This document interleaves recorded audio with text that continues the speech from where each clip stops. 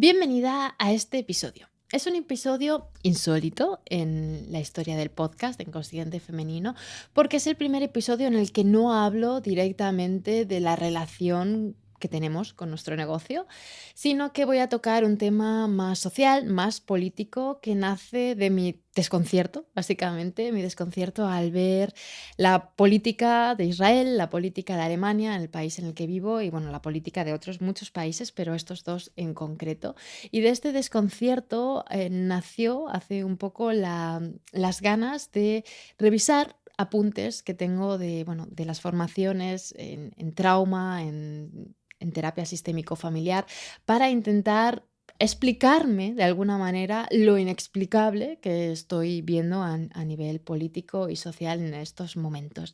Y al final, todas estas explicaciones, toda esta teoría que te voy a contar, tiene la misma base de todo lo que aplico a la hora de acompañar dueñas de negocio y creo que puede ser interesante de oír para distintas personas, no solo para dueñas de negocio, así que es un episodio más abierto al público general.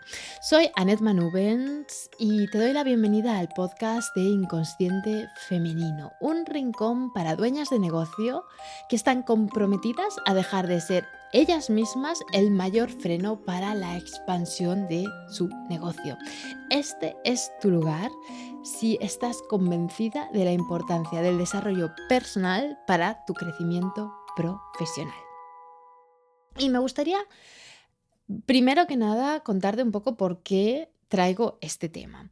Y es que en los últimos meses han estado ocurriendo distintas situaciones. Yo vivo en Berlín, en Alemania, y hay una situación, no sé cómo es en otras partes del mundo, pero sí que me doy cuenta de que, bueno, yo nací en Chile, crecí en España y ahora mismo pues el vínculo más fuerte lo tengo con España y que a nivel de sociedad hay posturas un poco distintas, aunque siento que es una dinámica mundial a día de hoy.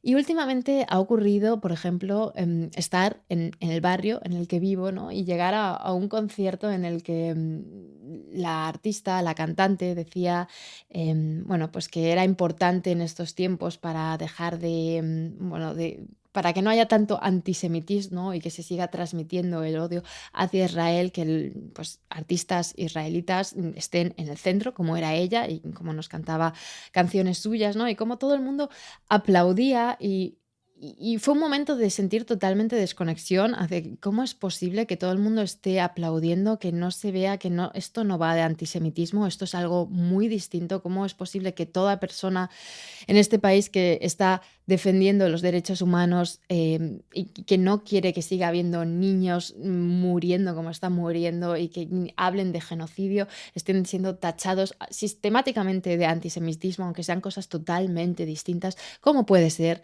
¿Cómo puede ser que ahora cuando voy en nuestra bici, es una bici grande de estas en las que llevas niños o llevas cosas, ¿no? Y que hay un cartel de que se pare el genocidio?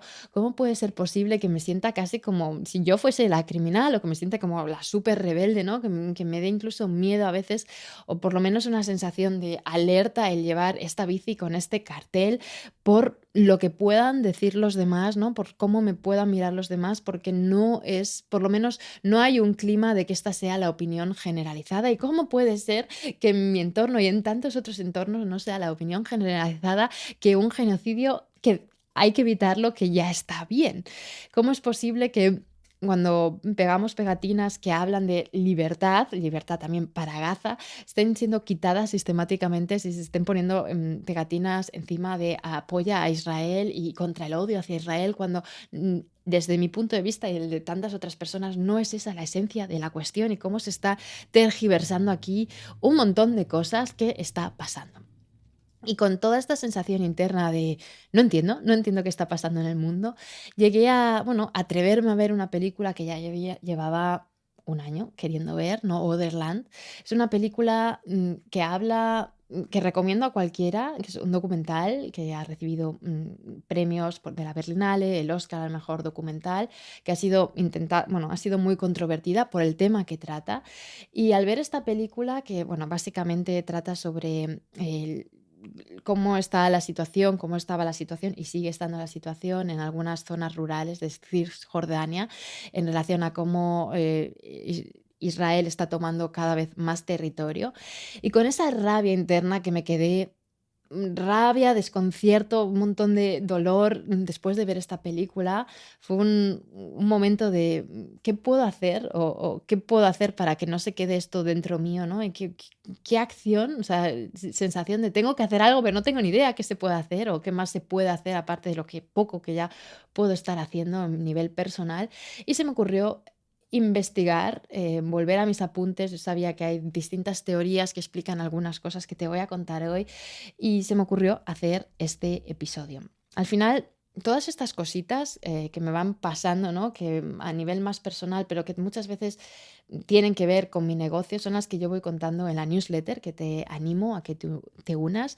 La newsletter de confesiones desde la alfombra de Inconsciente Femenino es el lugar más íntimo en el que te cuento mis reflexiones más profundas, cómo aprendo detrás de escena de mi negocio, y te recomiendo que te apuntes si no estás, porque muy próximamente va a salir no sé cómo explicar muy bien lo que es una historia en 3 actos para dejar de sentir que tienes que hacer más para merecer el dinero. Es una historia contada de una manera muy especial que estoy segura que no has visto en la vida, que es única, totalmente.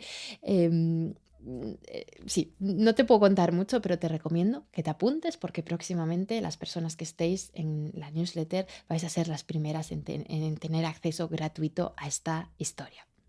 Dicho esto, las preguntas que yo me empecé a hacer sobre qué está pasando aquí, la primera era, ¿cómo es posible que un pueblo que vivió como víctima un holocausto, es decir, un genocidio, hoy esté siendo señalado, y no solo señalado, ¿no? Sino que está siendo el agresor de otro genocidio? ¿Qué ha pasado aquí para que esto ocurra?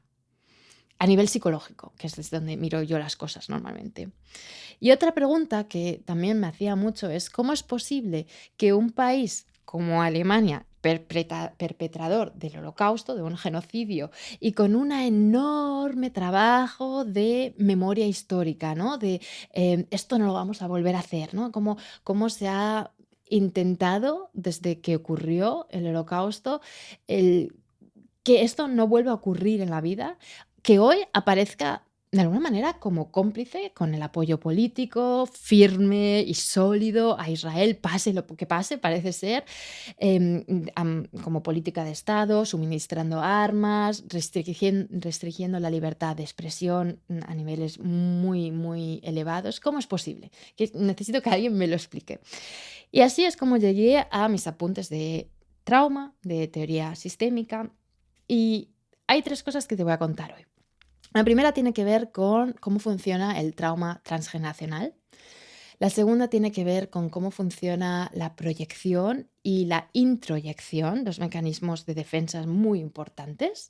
Y la tercera es una dinámica de víctima-perpetrador y por qué a veces los roles se invierten. Así que vamos allá. Vamos a empezar con trauma transgeneracional. Es un concepto que, si yo te soy sincera, o sea, yo soy muy de necesito que la ciencia me compruebe las cosas, ¿no? Y yo recuerdo cuando estaba formándome en trauma, me seguía pareciendo como, bueno, esto vale, parece que hay estudios que lo confirman, pero es tan raro, o sea, es como de alguna manera tan natural que ocurra, pero tan extraño, ¿no? Que a nivel incluso genético, biológico, podamos transmitirnos los traumas que, bueno, pues que hemos vivido a nivel personal y a nivel colectivo. Un trauma colectivo se transmite por vías biológicas, por vías psicológicas y por vías culturales. Esto es importante tenerlo en cuenta. Un punto que explica cómo es el trauma, cómo funciona el trauma transgeneracional es la epigenética.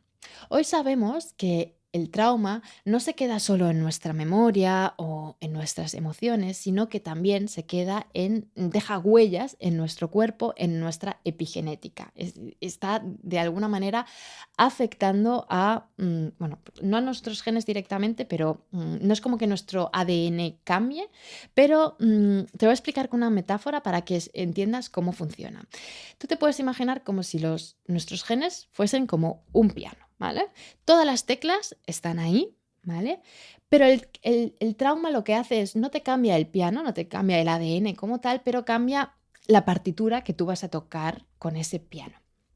Hace que algunas teclas, cuando las toques, se toquen más fuerte, y este tocarlo más fuerte sería el estrés, la alarma, el miedo, y otras teclas como que casi no suenen. Y lo impactante es que estas marcas que afectan a nuestra epigenética se pueden transmitir a los hijos, a los nietos. Y por eso descendientes de personas que han vivido traumas importantes como una guerra, como un genocidio, como una hambruna, esas cosas que están pasando hoy, muestran a veces una sensibilidad más especial al estrés, como si hubiesen heredado esa alarma interna, como si fuesen más susceptibles a ciertos tipos de estrés. Esto no significa que estén como pues condenados, ¿no?, a sufrir igual, ¿no? Para nada, pero sí que les da como una cierta sensibilidad mayor a determinados factores. Es como que transmitimos a nivel epigenético, ¿no?, a las siguientes generaciones em, ciertas huellas, ¿no?, que nos pueden hacer más sensibles a este estrés o a distintos tipos de estreses, pero no nos condena en el sentido de que es muy importante que sepamos que esto se puede revertir, que cuando estamos haciendo trabajo, y esto es lo que a mí me da, dentro de lo que cabe, esperanza en la humanidad, es que cuando hacemos trabajo profundo, cuando estamos integrando nuestros traumas a nivel personal, estamos también haciendo que esto no se siga transmitiendo generación tras generación. ¿Vale? Entonces, hay esperanzas de que por muchos traumas que tengamos, si lo integramos bien, esta cadena, ¿no?, generacional se puede frenar. Por otro lado, el trauma transgeneracional también se transmite en relación al apego y a la crianza. Es decir, si una persona ha vivido la situación que haya sido, ¿no?, vamos a decir, guerra, ya esta persona se ha convertido en padre o madre, ¿no?, y esto puede afectar a la disponibilidad que está teniendo a nivel emocional. Puede hacer que tenga un apego inseguro con sus criaturas, con sus hijos, con sus hijas. Puede hacer que tenga dificultad para regular sus emociones. Y esto lo va a pasar de alguna manera, este patrón va a afectar, no sé si pasarlo, pero va a afectar de una manera determinada a esa siguiente generación. Y muchas veces cuando no hacemos este trabajo interno, vamos pasando estos patrones de apego inseguro a través de la crianza de generación en generación. También el trauma transgeneracional se transmite a través de la narrativa, a través del silencio, ¿no? Cómo contamos esas historias familiares, qué cosas no contamos, cuáles son esos tabús sobre los que no se habla. O también consignas, ¿no?, que nos vamos dando como no confíes, tienes que sobrevivir, ¿no? Esas frases que se van quedando, ¿no?, que hemos oído tantas veces en nuestro entorno familiar, por ejemplo, en nuestro entorno cultural, se van introyectando, esto vamos a profundizar después, se van haciendo nuestras y empiezan a ser como nuestras normas internas. Y por otro lado, tenemos lo que sería la memoria cultural, es decir, cómo las escuelas, los medios, la cultura, los distintos grupos a nuestro alrededor, al final acaban sosteniendo o aferrándose a identidades de víctima, de héroe, de lo que sea, ¿no? Y es importante que sepamos que si no hay espacio para el dolor propio y el dolor del otro, ¿vale? Somos seres empáticos, somos seres sociales. Si no hay, después de que ocurran a nivel colectivo estos traumas colectivos, ¿no?, guerras, hambrunas, genocidios, si luego no hay una fase de integración de ese dolor y del dolor del otro, el sistema se puede volver ciego a su propia sombra. Esto aplica igual a lo colectivo que a lo personal. Si no hay espacio para mi dolor y el dolor del otro que esté involucrado en esta situación, el sistema, mi sistema interno, si lo estamos llevando al sistema personal o colectivo, se puede volver o se vuelve muchas veces ciego a su propia sombra. Entonces, volviendo a la pregunta que hacía al principio, ¿cómo es posible que un país como Alemania, perpetrador de un holocausto y con un enorme trabajo de haber trabajado, supuestamente, de haber integrado esa memoria histórica, hoy esté apareciendo como cómplice? Para mí tiene que ver con, no lo sé, eso es simplemente de la teoría que yo sé y de darle un poco de vueltas a lo que yo llego. No sé si será o no, pero la única explicación que yo encuentro es lo que sería la culpa congelada. Es decir, siento, veo, observo que hay un gran sentimiento de culpa hacia lo que ocurrió con los nazis, ¿no? Lo que hicieron los nazis. Esto tampoco hace mucho tiempo, ¿no? O sea, yo tengo personas muy cercanas que son nietas de, bueno, pues de personas que estuvieron luchando con los nazis, ¿no? Por mucho que tuviesen ideas distintas y que vengan de, o sea, que no era como lo que nos imaginamos por un nazi, pero estuvieron ahí en esa guerra luchando con los nazis, ¿no? Y entonces, em, no han pasado tantas generaciones y esto se ha oído en la familia, esto se ha oído en el colegio y ha habido una sensación, esto no tiene que volver a pasar. Y este no tiene que volver a pasar ha sido a través de siéntete culpable, tu país, ¿no? Las siguientes generaciones por lo que hicieron nuestras generaciones pasadas, ¿no? O sea, como ojalá la culpa haga que no lo repitamos. Algo que a nivel familiar, o sea, es como la culpa es un mecanismo que tenemos los humanos social de decirle a otras personas, ¿no? O sea, funciona para este proceso de socialización, ¿no? Por ejemplo, un ejemplo claro así sencillo sería una madre o un padre como para poner límites a su hijo o hija recurre a la culpa, como siéntete culpable por haber hecho esto para que aprendas la lección y no lo vuelvas a hacer, ¿no? De recurrir a la culpa como mecanismo para poner límites y que no haga algo. Pues esto, llevándolo al ámbito colectivo, yo creo que es lo que ha estado pasando, como que Alemania ha estado utilizando la culpa para que no vuelva a ocurrir un holocausto y como esta culpa colectiva no integrada, no bien integrada por muchos esfuerzos que se haya hecho, puede convertirse en una parálisis moral de alguna manera, ¿no? Como el miedo a repetir eso que no quieren repetir en el pasado, al final les lleva a un estado de congelamiento y de, yo diría que miedo, ¿no? Y aquí no o sea, este episodio estoy profundizando mucho en la teoría del trauma, ¿no? Pero no puedo, esto tiene mucho, mucho, mucho más nivel de profundidad y hay una base muy importante que es lo que algunas de las personas que están en detrás del telón van a saber, ¿no? Lo que contamos en el bonus, la famosa función del trauma, ¿no? Cómo funciona nuestro cerebro, nuestro interior y cómo cuando tenemos miedo hay como una cierta disociación y no podemos pensar con lógica, no podemos pensar racionalmente. Podemos racionalizar las cosas, pero no podemos, la parte del cerebro que piensa más, sí, lógicamente, ¿no? Que es capaz de reflexionar sobre las cosas, queda totalmente disociada y actuamos desde el miedo. Y yo creo quiero creer, para poder explicarme todo esto, que a nivel colectivo hay un miedo a, wow, o sea, esos que fueron la víctima, ¿no? O sea, como muchos de los judíos viven en Israel, ¿no? Ahora tenemos que defenderlos porque nos sentimos tan culpables de lo que hicimos que no podemos como darle una vuelta más a este pensamiento, ¿no? Y nos quedamos en este congelamiento, ¿no? De no puedo volver a ser culpable, no puedo volver a cagarla y al final están haciendo cosas muy raras.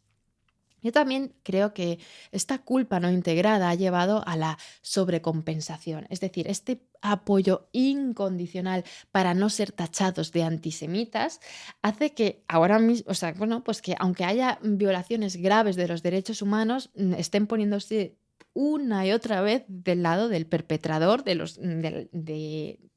bueno, pues de estar haciendo estas atrocidades que están ocurriendo. Y yo diría que al final, lo que ocurre es que la salida no es negar la culpa, es decir, no se trata de decir, bueno, pues aquí no hay culpable, ¿no? Pues hubo culpables de lo que ocurrió en el nazismo, está en Alemania, pero profundizar, profundizar más, ¿no? En esa memoria, poniendo límites claros, ¿no? O sea, como eh, límites claros a qué hacemos con esa culpa y tomar responsabilidad en el presente. Y yo creo que al final es un trauma colectivo a nivel Alemania también, que no está integrado, que sigue estando presente y que se está ahora mismo, está viendo lo que se dice retriggering, se está como em, detonando esta herida emocional y están en congelamiento y esa culpa está haciendo que estén en congelamiento y por eso estén haciendo cosas que son totalmente inexplicables para algunas personas, entre las que me incluyo. Vale, vamos a pasar a lo que sería la introyección y la proyección, dos mecanismos de defensa muy, muy importantes. La introyección es como meter algo de fuera, meter dentro, o sea, meter algo de fuera dentro. Una voz de fuera, por ejemplo, una voz de otro, de mi madre, de mi padre, del profesor, dentro mío. Por ejemplo, calla, calla que siempre que hablas que la lías. Que te decía tu madre, o te decía tu padre, te decía tu novio, te decía quien fuese, tu novio, tu novia, tu amiga, tu profe. Y eso de oírlo tantas veces ya no es como que te lo decía una persona, sino que lo llevas dentro. Yo siempre hablo de las partes internas, ¿no? Entonces, una parte de ti tiene esa narrativa y te lo dice a ti misma, a veces sin que te des cuenta. Y te lo dices a ti misma y te lo dices a ti misma. ¿Vale? Esta introyección es mucho el mecanismo base de todo lo que trabajo con las saboteadoras internas. Y por otro lado, tenemos lo que sería la proyección, que es poner fuera, proyectar fuera lo que yo no tolero en mí, ¿vale? Es decir, lo que hago es atribuir a otros mi rabia, mi miedo, mi vergüenza. Por ejemplo, vamos a pensar una mujer, ¿vale? Que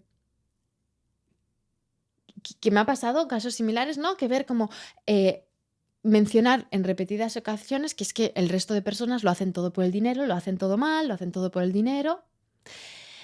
Y tener miedo a subir los precios para no subir, o sea, para que otras personas no piensen así de mí, ¿no? No piensen que yo soy una interesada que solo quiere el dinero y que realmente no amo mi negocio y que lo hago solo por dinero, ¿vale? Siguiendo este ejemplo, esta persona, pues a lo mejor tiene un juicio interno del que no es consciente, ¿no? De a lo mejor como una parte interna que digo, si cobro más, es que solo lo estoy haciendo por dinero, ¿vale? Pues todas esas ideas, pues todas esas mierdecillas que tenemos en nuestro interior relacionadas con nuestra relación inconsciente con el dinero. Y como no está accediendo, no está pudiendo entrar en contacto con esto en su interior, ¿no? Lo que hace, una manera que tenemos, que es totalmente natural, un mecanismo de defensa, es proyectar eso hacia afuera. Las otras mujeres solo hacen lo que sea por dinero y empezar a ver el mundo así, desde estas gafas, para no sentir, no entrar en contacto con esa idea interna que tiene en su interior. Y como consecuencia, ¿no? Y aquí viene el autosabotaje, se acaba limitando, no sube los precios por el miedo a lo que vayan a pensar de ella. Es un poco rebuscado lo de la proyección, pero espero que más o menos no tienes que entenderlo al dedillo, pero que te quedes un poco con la esencia.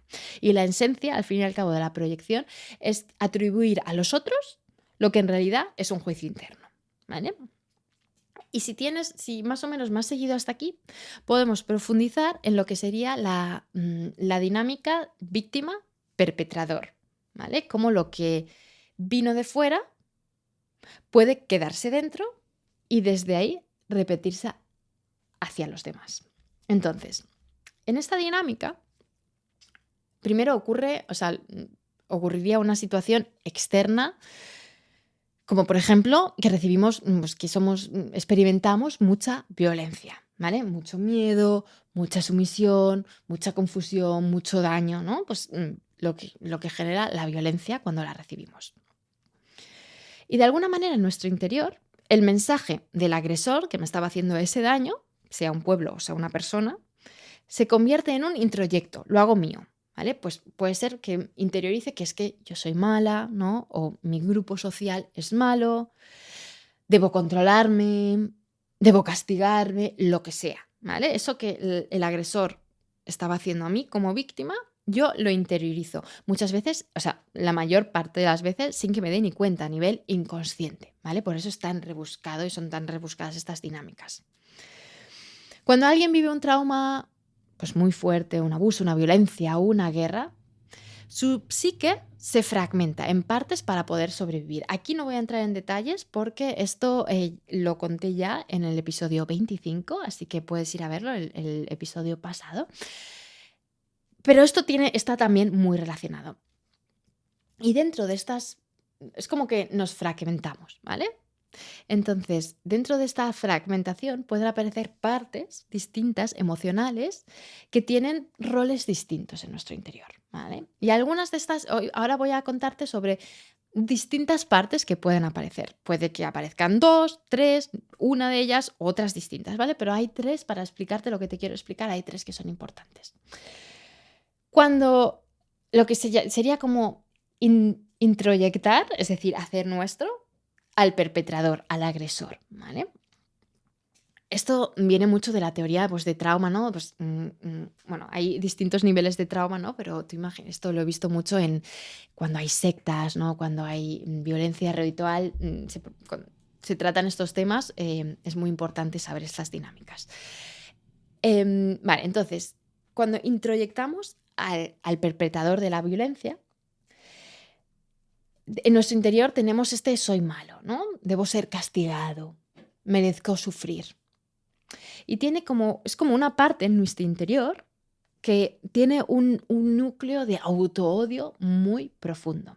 Esto también pasa, o sea, no pasa solo si hemos vivido en una secta satánica, ¿vale? Si nos hemos quedado en ellas, o sea, pasa también a menor escala. Al final todo es como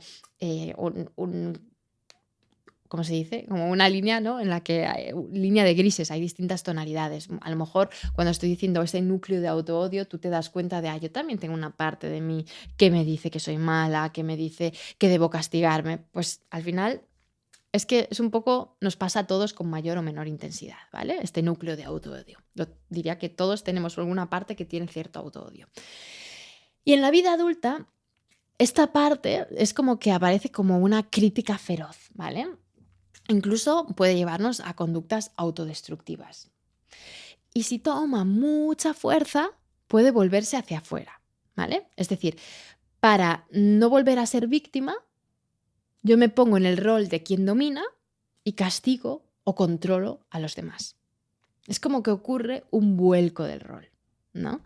La antigua víctima acaba actuando desde el lugar del agresor porque su sistema aprendió que esa era la única manera de estar a salvo. Es decir, es un mecanismo de protección, que es lo fascinante y raro y enrevesado, que realmente te estás intentando proteger a ti mismo de no sentir algo que te hizo mucho daño en su momento, ¿no? De no repetir algo, pero lo estás repitiendo sin darte cuenta. Y lo estás repitiendo hacia fuera. Tenemos luego lo que sería la víctima. La víctima es la parte que sigue sintiendo el miedo, la impotencia, la vergüenza del momento traumático del que estemos hablando. Y su núcleo es como la culpa, es la vergüenza. Fue mi culpa, yo lo provoqué, son cosas que se podría decir una parte de este tipo.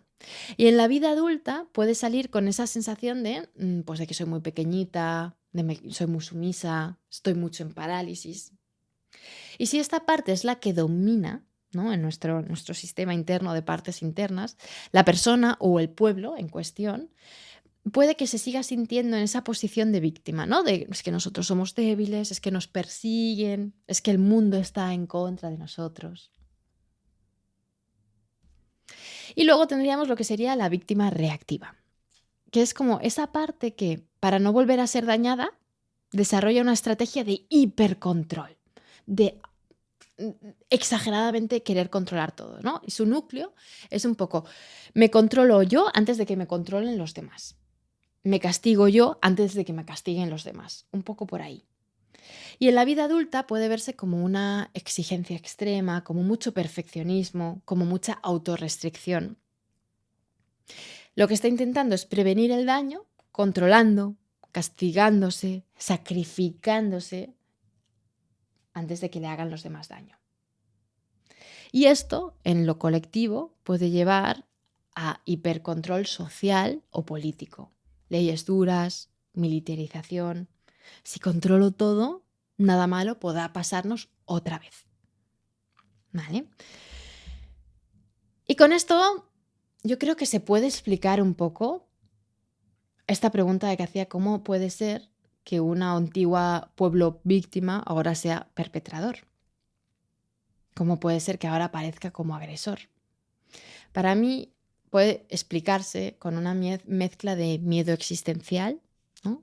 Introyección, mucho poder, control, castigo del otro para intentar no volver a ser herido, es decir, con trauma no integrado.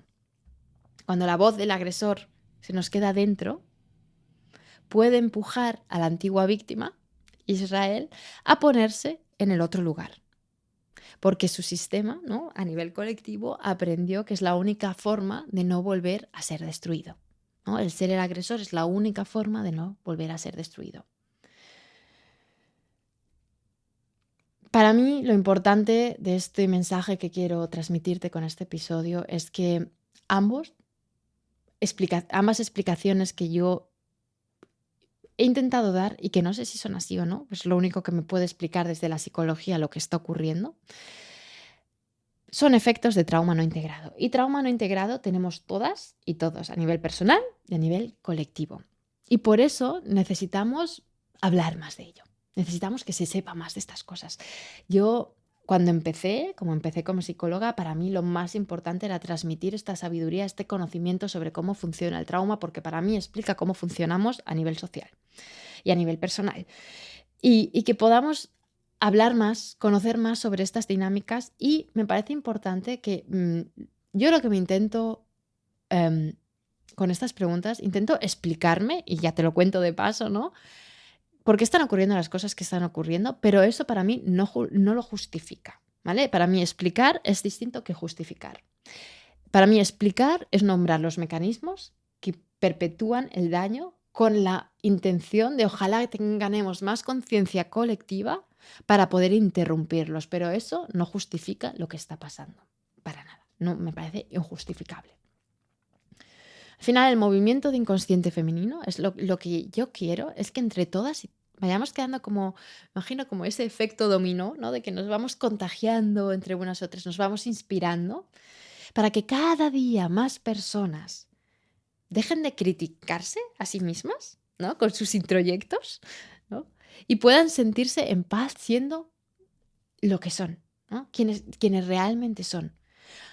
Porque hasta que no consigamos en nuestro interior tener esa calma, ¿no?, de que esos introyectos, ¿no?, que nos critican nosotras mismas dejen de atacarnos, no vamos a dejar de hacerlo hacia afuera, ¿no? Y estoy hablando ahora de crítica, pero esa crítica puede ser muy feroz y puede ser muy agresiva, ¿no? Ya hemos visto que estos introyectos pueden ser muy destructores, y hasta que no dejemos de mirar en nuestro interior, vamos a seguir haciéndolo hacia afuera de manera también colectiva. Muchas gracias por oírme hasta aquí. Comparte este episodio a cualquier persona que creas que le pueda servir, y nos vemos en el próximo episodio.